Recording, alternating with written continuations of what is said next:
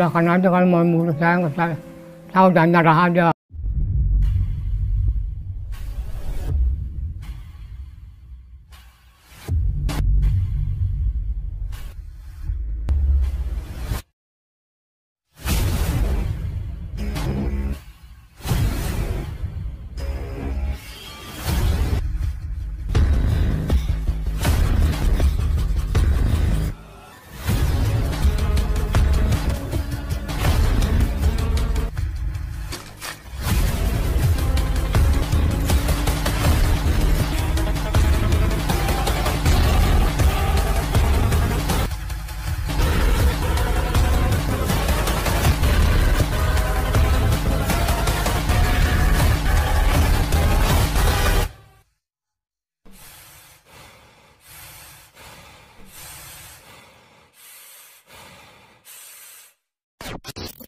Hi guys, and still with me, Yogi Sugianto. Dan kemarin gue udah ngebahas misteri setan gudeg dan kronologi kecelakaan kereta api yang disangkut pautkan dengan setan gudeg ini. So, kali ini gue akan mengangkat kisah nyata kecelakaan kereta api yang dikenal sebagai tragedi Bintaro dan juga beberapa asal-usul dari kisah setan gudeg ini. So, don't forget to subscribe, like, comment, and share to all your friends. And let's talk about it, guys.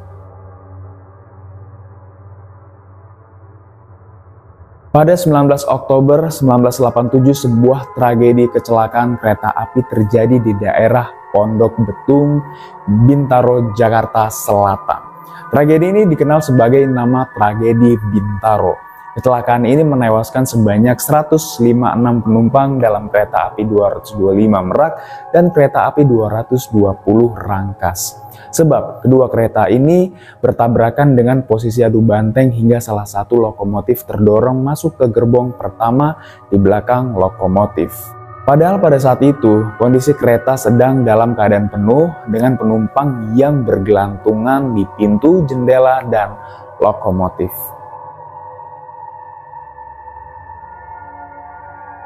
Senin pagi kala itu, kereta api 220 Rangkas sedang melaju dengan membawa rangkaian 7 gerbong dari Tanah Abang menuju ke arah Merak. Dari arah berlawanan ada kereta 225 Merak dari Rangkas Bitung menuju ke Tanah Abang yang menarik 7 rangkaian gerbong kereta api tersebut. Masinis dari masing-masing kereta api tidak mengetahui bahwa kereta mereka melaju di rel yang sama. Kereta 225 Merak dengan kecepatan tinggi melaju cepat di rel lurus yang melintasi kompleks perumahan Bintaro Jaya. Sementara itu, kereta api 220 Rangkas melaju ke rel perlintasan Pasar Ulu Jami. Alhasil, tabrakan kedua kereta tidak dapat dihindari. Kejadian ini mengakibatkan seluruh badan lokomotif BB30316 masuk dan seolah-olah ditelan oleh gerbong KB365601. Saya melihat lokomotif dari arah Kebayoran. Saya kan kaget, baru penumpang yang di depan itu pada teriak, "Oh!" Saya lihat jendela kereta itu udah hancur, pintu udah rusak, melewat.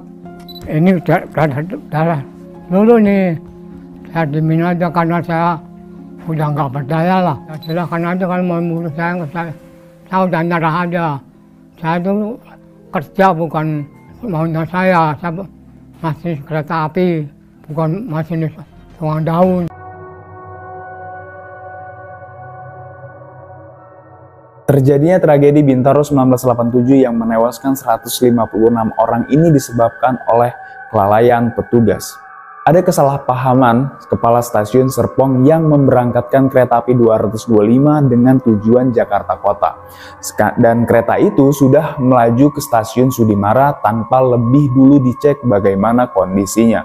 Alhasil, 3 jalur kereta api yang berada di stasiun Sudimara penuh akibat kedatangan kereta api 225. Di sisi lain, kereta api 220 di stasiun Kebayoran juga diberangkatkan tanpa ada komunikasi dengan stasiun Sudimara. Dan kondisi ini yang kemudian memaksa juru langsir di Sudimara memindahkan lokomotif kereta api 225 menuju ke jalur 3. Nahasnya, sang masinis tidak melihat tanda dari juru langsir karena keramaian jalur kereta saat itu dan memutuskan untuk tetap berangkat.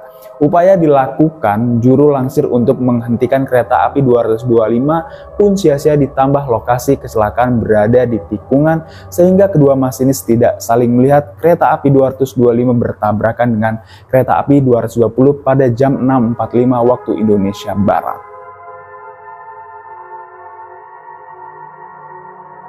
Laki-laki bertumbuh pendek, badannya berbulu menyerupai kera adalah wujud yang paling lazim digambarkan untuk setan budek.